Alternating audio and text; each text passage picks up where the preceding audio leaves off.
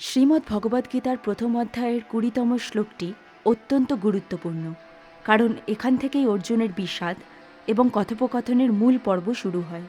শঙ্খনাদ শেষ হওয়ার পর যুদ্ধের ময়দান যখন পুরোপুরি প্রস্তুত, তখন অর্জুন কী করলেন সঞ্জয় তা ধৃতরাষ্ট্রকে বর্ণনা করেছেন। ভগবদ্গীতার প্রথম অধ্যায়ের ২০তম শ্লোকটি হল: অথ ব্যবস্থিতান দৃষ্টা ধার্তরাষ্ট্রান কপিধ্বজ প্রবৃত্তে শস্ত্রসম্পাতে ধনুরোদ্যম পাণ্ডব ঋষিকেশং তদা বাক্যমিদমাহ মহীপতে। এর অর্থ হল, হে রাজন, এরপর ধৃতরাষ্ট্রের পুত্রদের রণসজ্জায় সুসজ্জিত দেখে এবং শস্ত্র নিক্ষেপ শুরু হওয়ার ঠিক আগে হনুমান লাঞ্ছিত ধ্বজাধারী পাণ্ডুপুত্র অর্জুন তার ধনুক তুলে নিলেন এবং শ্রীকৃষ্ণকে এই কথাটি বললেন। এই শ্লোকটির প্রধানত 4টি গুরুত্বপূর্ণ তাৎপর্য আছে। প্রথমত, কপিধ্বজ অর্থাৎ অর্জুন। অর্জুনের রথের পতাকায় মহাবীর হনুমান বিরাজমান ছিলেন।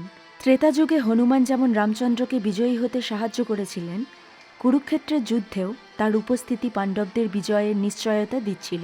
হনুমানের ধ্বনি শত্রুদের মনে ভীতি সঞ্চার করত। দ্বিতীয়ত, যুদ্ধের চূড়ান্ত মুহূর্ত। শ্লোকটিতে বলা হয়েছে প্রবৃতে শস্ত্র সম্পাতে, অর্থাৎ যুদ্ধের সব প্রস্তুতি শেষ, যে কোনো মুহূর্তে তীর ছোড়া শুরু হবে।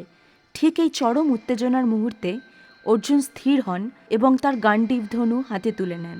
তৃতীয়ত, মানসিক অবস্থা।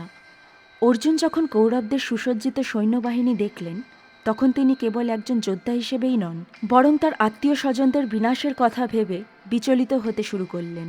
চতুর্থ, ঋষিকেশের শরণাপন্ন।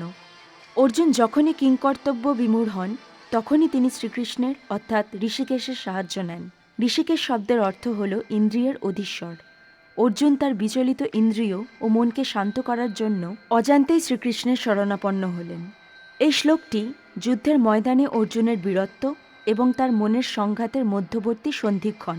এটি নির্দেশ করে যে যত বড়ই বীর হোক না কেন, জীবনের কঠিন সময় সঠিক নির্দেশনার জন্য একজন গুরু বা সারথির প্রয়োজন হয়।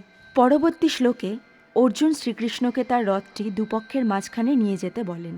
তো বন্ধুরা, এর পরবর্তী শ্লোক ও তার ব্যাখ্যা জানার জন্য আমাদের চ্যানেলটিকে লাইক, শেয়ার অ্যান্ড সাবস্ক্রাইব করুন।